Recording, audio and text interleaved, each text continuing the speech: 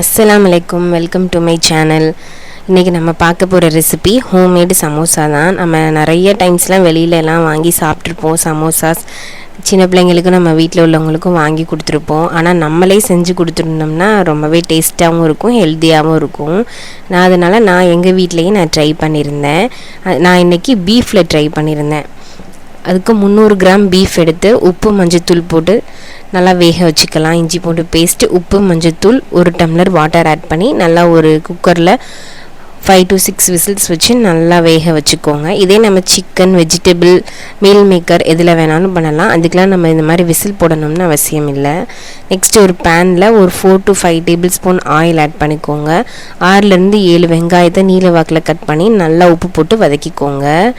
நல்லா வதங்கிட்டு இருக்கும் போதே கூடவே கொஞ்சமாக மல்லி புதினா ஆட் பண்ணிக்கோங்க. இது கூடவே 1 டேபிள் ஸ்பூன் காஷ்மீரி மிளகாத்தூள், 1.5 table spoon chicken masala, 1/2 table spoon garam masala add பண்ணி நல்லா இந்த எண்ணெயிலே வதக்கிக்கோங்க. இந்த மசாலா எல்லாமே எண்ணெயிலே நல்லா பச்சை வாசனை போய் நல்லா வதங்கட்டும். இது கூடவே நான் 1 டேபிள் ஸ்பூன் இஞ்சி பூண்டு பேஸ்ட், 1 பச்சை மிளகா, 1 தக்காளி ஆட் பண்ணியிருக்கேன். இது கூட நான் கட் பண்ணி வச்சுருக்கிற 2 கேரட், 1 கைப்பிடி பட்டாணி ஆட் பண்ணியிருக்கேன். இது கூட ஒரு 2 டேபிள் ஸ்பூன் கர்ட் ஆட் பண்ணிவிட்டு நம்ம கறி வேக வச்சுருக்கோம் பார்த்திங்களா, அதே தண்ணியவே இதில் ஆட் பண்ணி காய்கறி வேகிறதுக்கு அளவுக்கு வெயிட் பண்ணிக்கோங்க. நம்மளோட பீஃப் நல்லா வெந்து வந்துருச்சு. இதை நல்லா கூல் டவுன் பண்ணிவிட்டு ஒரு மிக்சர் ஜாரில் போட்டு பல்ஸ் கொடுத்து நல்லா பிளெண்ட் பண்ணி எடுத்துக்கிடலாம். இந்த மாதிரி உதிரியாக வரணும், அப்போ தான் நமக்கு டேஸ்ட்டு நல்லாயிருக்கும். ரொம்ப தண்ணியோட எதுவும் மிக்சியில் போட்டு அரைச்சிடாதீங்க, இந்த மாதிரி உதிரியாக அரைச்சிக்கோங்க. நம்மளோட மசாலா நல்லா எண்ணெய் பிரிஞ்சு வந்துருச்சு. நம்மளோட காய்கறி எல்லாமே பட்டாணி, கேரட் இது எல்லாமே நல்லா வெந்துருச்சான்னு ஒரு வாட்டி செக் பண்ணிக்கோங்க. செக் பண்ணிவிட்டு நம்ம பிளெண்டரில் போட்டு வச்சுருக்கிற பீஃப் எடுத்து இதோட கொஞ்சம் கொஞ்சமாக ஆட் பண்ணி நல்லா கிளறி விட்டுக்கோங்க. கட்டி எதுவும் இல்லாமல் நல்லா கிளறி எடுத்துக்கோங்க. இந்த மாதிரி உதிரியாக வந்ததுக்கப்புறம் ஒரு 6 ப்ரெட்டை இந்த மாதிரி பவுடர் பண்ணி வச்சுருக்கேன். இந்த ப்ரெட் கிரம்ஸ் எல்லாத்தையுமே இதோட ஆட் பண்ணி நல்லா ஒரு மிக்ஸ் கொடுத்துக்கோங்க. ப்ரெட்டு நம்ம எதுக்கு சேர்க்குறோன்னா, நம்ம பீஃபில் கிரேவியில் இருக்கிற தண்ணி எதுவும் இருந்துச்சுன்னா இந்த ப்ரெட் ஆட் பண்ணோம்னா கொஞ்சம் நல்லா டைட் ஆயிரும், நமக்கு ஸ்டஃபிங்ஸ் வைக்கும் போது வெளியில் வராது. அதுக்காண்டி தான் நான் ப்ரெட் ஆட் பண்ணியிருக்கேன். ஆனால் ப்ரெட் ஆட் பண்ணாலும் ரொம்ப யூனிக்கான டேஸ்ட்டு கிடைக்கும் நமக்கு. எனக்கு இந்த மாதிரி சமோசா ஃபோல்ட் பண்ண தெரியலனால என் ஹஸ்பண்ட் எனக்கு ஹெல்ப் பண்ணியிருந்தாங்க.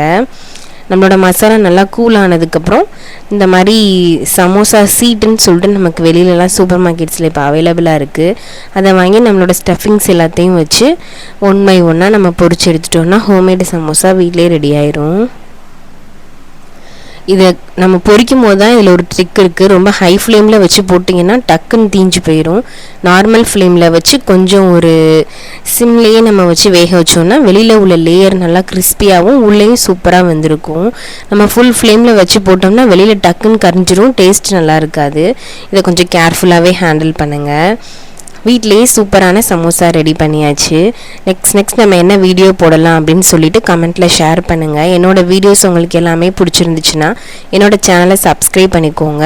பக்கத்தில் இருக்கிற பெல் ஐக்கானை கிளிக் பண்ணிக்கோங்க. அப்போ தான் நான் போடுற வீடியோஸ் எல்லாமே உங்களுக்கு நோட்டிஃபிகேஷனாக வரும். கண்டிப்பாக உங்கள் வீட்லேயும் இந்த மாதிரி சமோசா செஞ்சு கொடுத்து என்ஜாய் பண்ணுங்கள். டேஸ்ட்டு ரொம்பவே சூப்பராக இருக்கும். நம்மளோட குட்டீஸ்க்கு எல்லாத்துக்குமே ரொம்ப பிடிக்கும். நம்ம வீட்டில் செஞ்சு நம்மளோட குட்டீஸ்க்கு கொடுக்குறது ரொம்பவே நமக்கும் இன்ட்ரெஸ்ட்டாக இருக்கும், பிள்ளைங்களுக்கும் ரொம்ப ஆர்வமாக இருக்கும். அடுத்தடுத்து அவங்களே நம்மக்கிட்ட கேட்பாங்க, அது செய்யுமா இது செய்யுமா அப்படின்னு சொல்லிட்டு கேட்பாங்க. கண்டிப்பாக ட்ரை பண்ணி பாருங்கள். தேங்க்ஸ் ஃபார் வாட்சிங்.